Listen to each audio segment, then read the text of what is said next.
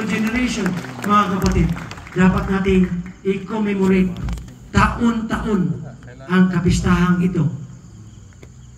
When you enter the land that the Al-Hayam will give you as a promise, celebrate and commemorate this event. And when your children ask, what does this ceremony mean to you? Then tell them it is the Passover event commanded by the Al-Hayam.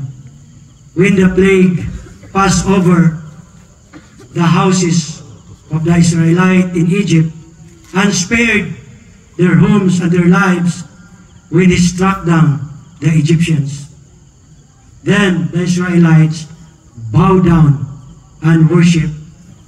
They did everything just as what Yahweh has instructed Moses and Aaron. Sundin ang mga tagubilid na ito bilang isang walang hanggang kautusan para sa inyo at sa inyong mga inapo, sa inyong lahi, mula sa henerasyon hanggang henerasyon. Kapag kayo ay pumasok sa lupain na ibibigay sa inyo ng Al-Hayam, tulad ng kanyang pangako, ipagdiwang at gunitain ang pangyayaring ito. At kapag tinanong kayo ng inyong mga anak, ano ang kahulugan sa inyo ng selebrasyong ito, sabihin ninyo sa kanila, ito ang Pasko na iniutos ng Al-Hayam, nang ang salot ay dumaan sa mga bahay ng mga Israelita sa Ehipto at iniligtas ang kanilang mga tahanan at kanilang buhay nang kanyang pinarusahan ang mga Ehipto. Pagkatapos, mga kapatid, ang mga Israelita ay nagpatira pa at sumamba. Ginawa nila ang lahat ng ayon sa pinakutos ni Yahweh kay Moses at Aaron. Yan po, mga minamahal kong kapatid, ang dahilan kung bakit tayo'y nag-celebrate ng Passover. Sabi ng Aba, generation to generation, ituro sa ating mga anak.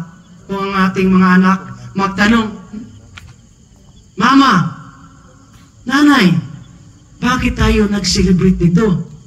Sabihin natin, dahil ito ang Passover event na iniutos ng ating Al-Hayam.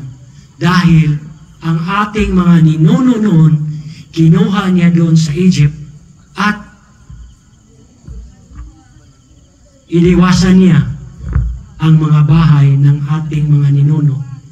Wala mang kahit isa ang nasaktan nung pinarusahan niya ang mga Egyptians. Yun po, mga kapatid, ang sabi ng ating Al-Hayam. Hindi po natin sasabihin na dahil sinelebrate natin ito, dahil pinatay si Yahweh ng mga Romano. Hindi po. Mali po yun. Kaya ang ating celebration, ibalik natin sa tunay na kahulugan. Ibalik natin sa tunay na commemoration. Ibalik natin sa tunay na utos ng ating Aba Yahweh, mga kapatid. Hindi po natin kukunin ang ating celebration sa Lucas chapter 22 verse 14. Yun lang po, mga minamahal kong kapatid, naway naintindihan po ninyo.